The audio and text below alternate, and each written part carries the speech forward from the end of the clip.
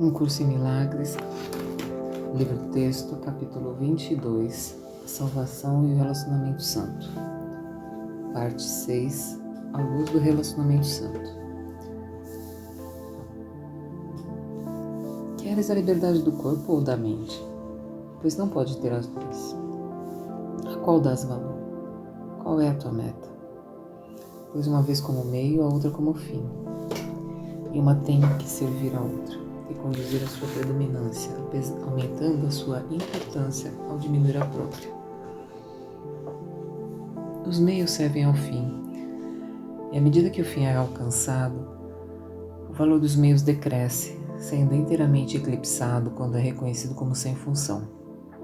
Não há ninguém que não anseie pela liberdade e tente achá-la. No entanto, cada um irá buscá-la onde acredita que esteja e que pode ser achada. Ele acreditará que a liberdade é possível para a mente ou para o corpo e fará com que o outro sirva a sua escolha como meio de achá-la. Onde a liberdade do corpo tiver sido escolhida, a mente é usada como meio, cujo valor está na sua capacidade de engenhar formas de realizar a liberdade do corpo. No entanto, a liberdade do corpo não tem significado, e assim a mente é dedicada a servir ilusões. Essa é uma situação tão contraditória e tão impossível que qualquer pessoa que a escolha não tem a menor ideia do que é que tem valor. Entretanto, mesmo nessa confusão tão profunda que não pode ser descrita, o Espírito Santo espera em gentil paciência, tão certo do resultado quanto ele está seguro do amor do seu Criador. Ele tem o conhecimento de que essa decisão louca foi tomada por alguém tão querido para o seu Criador quanto o amor para si mesmo. Não te perturbes absolutamente pensando em como ele, o Espírito Santo, pode mudar o papel do meio e do fim com tanta facilidade naquilo que Deus ama e quer que seja livre para sempre. Mas, ao contrário, ser grato pelo fato de poder ser o meio para servir ao seu fim. Esse é o único serviço que conduz à liberdade. Para servir a esse fim, o corpo tem que ser percebido como sem pecado, porque a meta é a impecabilidade. A ausência de contradição faz a suave transição de meio para fim tão fácil quanto a passagem do ódio para a gratidão diante dos olhos que perdoam. Tu serás santificado pelo teu irmão, usando o teu corpo apenas para servir ao que não tem pecado. E será impossível para ti odiares, que serve àquele que queres curar. Esse relacionamento santo, belo em sua inocência, poderoso em força e resplandecente como uma luz mais brilhante do que o sol que ilumina o céu que vês, é escolhido pelo teu Pai como um meio para o seu próprio plano. Sê grato pelo fato de que ele em nada serve ao teu.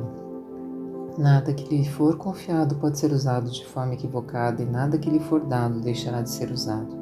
Esse relacionamento santo tem o poder de curar toda a dor, independentemente da sua forma. Nem tu nem o teu irmão sozinhos podem servir em nada. Só na nossa vontade conjunta está a cura. Pois aqui está a tua cura e aqui aceitarás a expiação. E na tua cura a filiação é curada porque a tua vontade e a do teu irmão estão unidas. Diante de um relacionamento santo não há pecado. A forma do erro já não é mais vista. E a razão unida ao amor olha em quietude para toda a confusão apenas observando. Isso foi um equívoco. Então, a mesma expiação que aceitaste no teu relacionamento corrige o erro e coloca uma parte do céu em seu lugar. O mais bem-aventurado, tu que permitiste que essa dádiva fosse dada. Cada parte do céu que trazes te é dada, e cada lugar vazio do céu que de novo preenches com a luz eterna que trazes brilha agora sobre ti. Os meios da impecabilidade não podem conhecer nenhum medo, pois levam apenas amor consigo mesmos. Criança da paz, a luz veio a ti. A luz que trazes, tu não reconheces, e no entanto vais te lembrar. Quem pode negar a si mesmo a visão que traz aos outros? E quem lhe falharia em reconhecer a dádiva que ele permitiu que fosse depositada no céu através de si mesmo? O gentil serviço que dás ao Espírito Santo é para ti mesmo. Tu, que és agora o seu meio, tens que amar tudo o que ele ama, e o que trazes é a tua lembrança de tudo o que é eterno. Nenhum traço de coisa alguma no tempo pode permanecer por muito tempo na mente que serve ao que é intemporal. E nenhuma ilusão pode perturbar a paz em um relacionamento que veio a ser o meio para a paz. Quando tiveres olhado para o teu irmão com perdão completo de do qual nenhum erro está excluído e nada é mantido oculto, que equívoco pode haver em qualquer lugar que não possas deixar de ver? Que forma de sofrimento poderia bloquear a tua vista, impedindo-te de ver além dela? E que ilusão poderia haver que não reconhecesses como um equívoco, uma sombra através da qual caminhas completamente inacabado, inabalado? Deus não permitiria que nada interferisse com aqueles cujas vontades são a sua vontade, e eles reconhecerão que suas vontades são a sua porque servem a sua, e a servem voluntariamente. E a lembrança do que eles são, acaso poderia ser por muito tempo retardada? Verás o teu valor através dos olhos do teu irmão, e cada um é liberado, à medida que contempla o seu próprio Salvador no lugar do agressor que ele pensava estar lá. Através dessa liberação, o mundo se libera. Essa é a tua parte em trazer a paz. Pois perguntaste qual é a sua função aqui e fosse respondido. Não busques mudá-la nem substituí-la por outra meta. Essa te foi dada e apenas essa.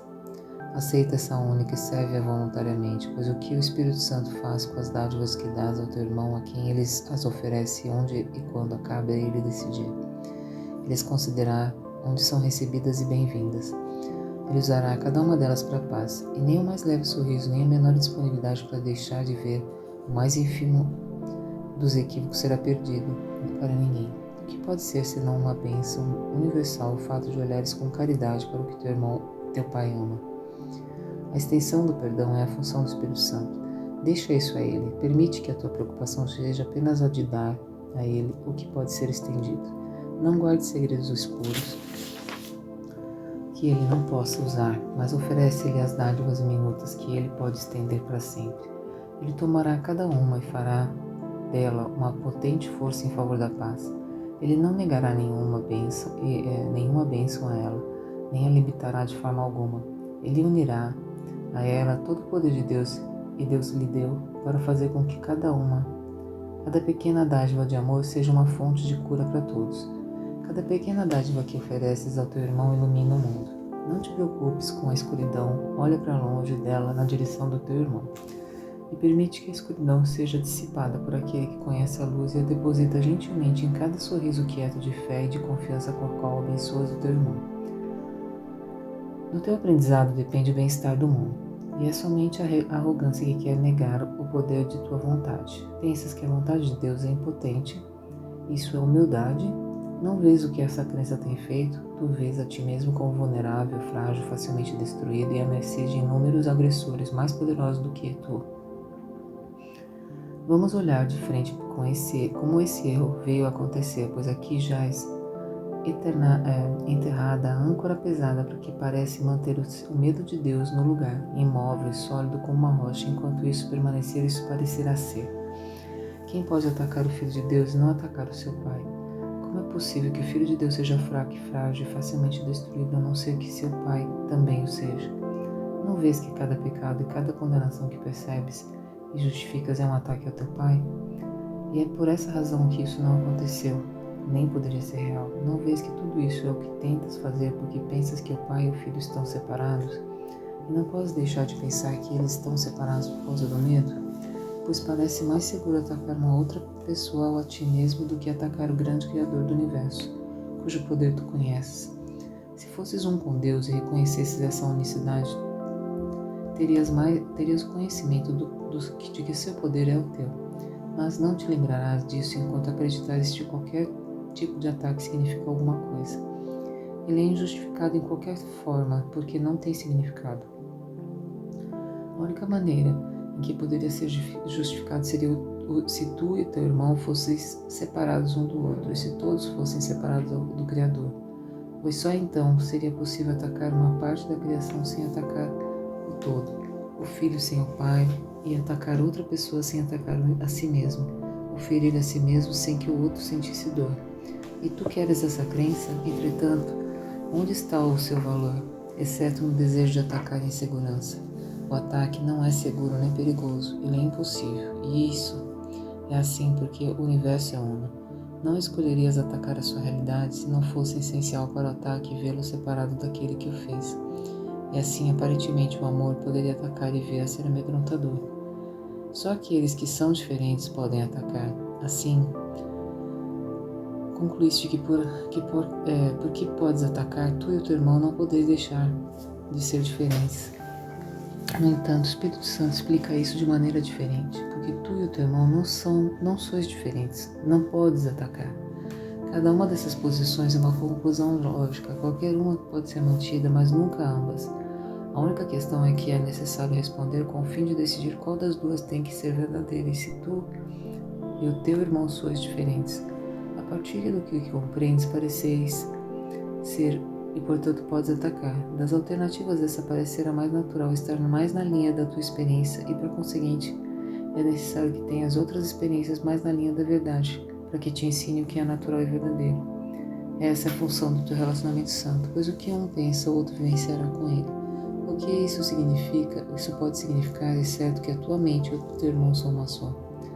Não olhes esse fato alegre com medo e não pense que ele deposita uma carga pesada sobre ti, pois quando o tiveres aceito com alegria, reconhecerás que o teu relacionamento é um reflexo da união do Criador com seu Filho. Entre mentes amorosas não há separação, e cada pensamento em um deles traz alegria ao outro porque são o mesmo. A alegria é ilimitada porque cada pensamento brilhante de amor estende o que é e cria mais de si mesmo. Não há diferença em nenhuma das suas partes, pois todo pensamento é como ele mesmo. A luz que une a ti e ao teu irmão brilha através do universo, porque vos une, faz com que tu e ele sejais uno com o teu Criador. E nele toda a criação está unida. Tu te arrependerias de não poder sentir medo sozinho, quando o teu relacionamento pode também ensinar que o poder de um amor está presente, fazendo com que todo medo seja impossível? Não tentes guardar um pouco do ego com essa dádiva, pois ela te foi dada para ser usada e não obscurecida.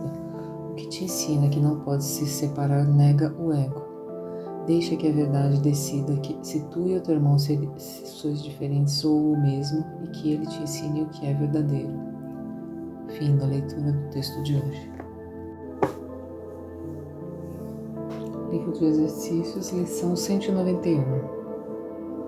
Eu sou o próprio Filho Santo de Deus. Eis a declaração da tua liberação da prisão do mundo, e aqui o mundo todo também é liberado. Não vês o que fizeste quando deste ao mundo o papel do carcereiro do Filho de Deus? O que mais ele poderia ser, senão perverso, temeroso, cheio de medo das sombras, punitivo e selvagem, irracional, cego e insano de ódio? O que fizeste para que esse fosse o teu mundo? O que fizeste para que sejas isso o que vês? Nega a tua própria identidade, e isso é o que resta. Olhas para o caos e declaras que ele é o que tu és. Nada do que vês deixa de testemunhar isso a ti. Não há sons que não falem da tua fragilidade interna e externa. Não há ar que respires que não pareça aproximar-te da morte. Não tens esperança alguma que não se dissolva em lágrimas. Nega a tua própria identidade e não escaparás da loucura que induziu a esse pensamento estranho, antinatural e fantasmagórico que escarnece a criação e ri de Deus. Nega a tua própria identidade e estarás investindo sozinho contra o universo sem um amigo, uma diminuta partícula de pó contra as legiões dos teus inimigos. Nega a tua própria identidade e olharás para o mal, ao pecado e à morte, observarás o desespero arrancar das tuas mãos toda migalha de esperança, nada te deixando a não ser o desejo de morrer. No entanto, o que é isso? Senão um jogo teu, em que a identidade pode ser negada, tu és como Deus te criou. É loucura acreditar em qualquer outra coisa além disso. Através desse único pensamento, todos são libertados. Através dessa única verdade, todas as ilusões desaparecem. Através desse único fato, a impecabilidade é proclamada como parte de tudo para sempre. O núcleo central da existência de tudo é a garantia da imortalidade para todas as coisas. Mas deixa que a ideia de hoje encontre lugar entre os teus pensamentos e terás erguido a ti mesmo além do mundo e de todos os pensamentos mundanos que o mantêm prisioneiro. E desse lugar de segurança e liberdade voltarás e o libertarás, pois aquele que pode aceitar a sua verdadeira identidade está verdadeiramente salvo. E a sua salvação é a dádiva que ele dá a todos, em reconhecimento para com aquele que indicou o caminho para a felicidade que mudou toda a sua perspectiva do mundo. Um pensamento santo como este, e tu estás livre. Tu és o próprio Filho Santo de Deus. E com esse santo pensamento também aprendes que libertaste o mundo. Não é preciso usá-lo com crueldade, para então perceber nele essa selvagem necessidade. Tu o libertas da tua própria prisão. Não verás uma imagem devastadora de ti mesmo, andando aterrorizada por um mundo que se contorce em agonia porque os teus medos depositaram a marca da morte no seu coração. Alegra-te hoje por ser tão fácil desfazer o inferno. É preciso apenas dizer a ti mesmo: eu sou o próprio Filho Santo de Deus, não posso sofrer, não posso sentir dor, não posso sofrer nenhuma perda e nem fracassar em fazer tudo o que a salvação pede. Com esse pensamento, tudo que olhas muda totalmente. O milagre iluminou todas as antigas e escuras cavernas onde os ritos de morte ecoaram desde o início dos tempos, pois o tempo perdeu o controle que tinha sobre o mundo. O Filho de Deus veio em glória para redimir os perdidos, salvar os impotentes e dar ao mundo a dádiva do seu perdão. Quem poderia ver o mundo como se fosse escuro, cheio de pecado, quando o Filho de Deus veio novamente para enfim libertá-lo? Tu que te percebes fraco e frágil, com esperanças inúteis e sonhos devastados, tu que nasceste apenas para morrer, chorar e sofrer, ouve isto. A ti todo o poder é dado na terra e no céu. Nada é impossível para ti. Jogas o jogo da morte como se fosse impotente, miseravelmente atado à dissolução em um mundo que não te demonstra nenhuma misericórdia. Mas quando fores misericordioso para com ele, a sua misericórdia brilhará sobre ti. Então, deixa o Filho de Deus despertar do seu sono e, abrindo os olhos santos, voltar mais uma vez para abençoar o mundo que fez. O mundo começou no erro, mas terminará no reflexo da sua própria santidade. Ele não mais dormirá e nem sonhará com a morte.